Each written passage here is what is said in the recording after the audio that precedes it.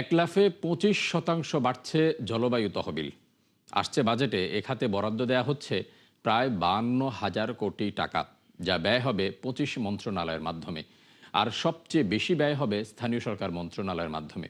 তবে ব্যয়ের এমন ধার নিয়ে ঘোর আপত্তি জানিয়েছেন জলবায়ু বিশেষজ্ঞরা। তাদের মতে কেন্দ্রীয়ভাবে মনিটরিংয়ের মাধ্যমে পরিকল্পিত প্রকল্প নেওয়া দরকার।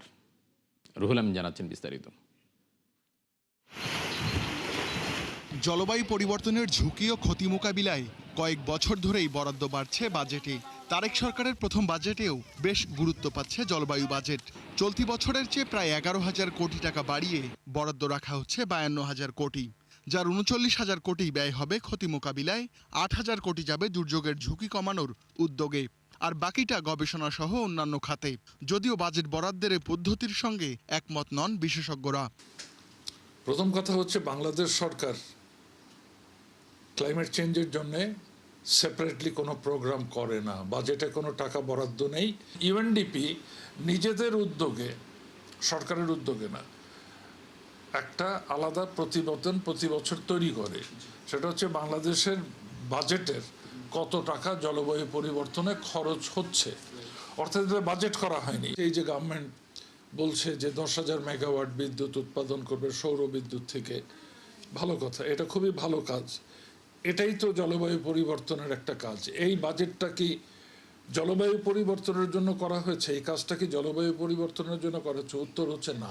25 কোটি গাছ লাগানো হচ্ছে, এটা কিন্তু মিটিগেশন এবং অ্যাডাপ্টেশন দুটোরই কাজ করবে, কিন্তু এইটা কি ক্লাইমেট চেঞ্জের খাতে ধরা হচ্ছে? হচ্ছে না।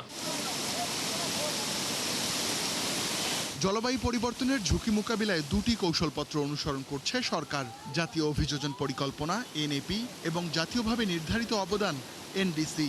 এনএপি বাস্তবায়নে 2050 সালের মধ্যে ব্যয় করতে হবে $230 বিলিয়ন। সে তুলনায় সরকারের বর্তমান ব্যয়ের ধারা বেশ কম। প্রায়োরিটিগুলো চিহ্নিত করা আছে ন্যাপ ডকুমেন্টে, এবং আমাদের প্রায়োরিটি হচ্ছে অ্যাডাপ্টেশন। বিদেশি দাতাদের মাথা ব্যথা হচ্ছে, তাদের হচ্ছে মিটিগেশন। তারা আমাদেরকে পুশ করে মিটিগেশন করতে।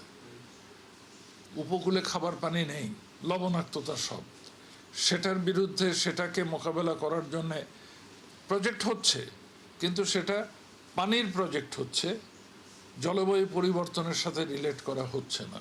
সমন্বয় করা দরকার, এবং তার জন্য ন্যাশনাল লেভেলে কোঅর্ডিনেশন প্রয়োজন, এটা নাই। বরাবরের মতো এবারও অর্থ ব্যয় হবে 25 মন্ত্রণালয়ের মাধ্যমে। সর্বোচ্চ 12,000 কোটি টাকা বরাদ্দ পাচ্ছে স্থানীয় সরকার মন্ত্রণালয়। কৃষি মন্ত্রণালয় পাচ্ছে 10,000 কোটি, পানি সম্পদ মন্ত্রণালয় পাবে 6,000 কোটি টাকা। রুহুল আমিন, 71, ঢাকা।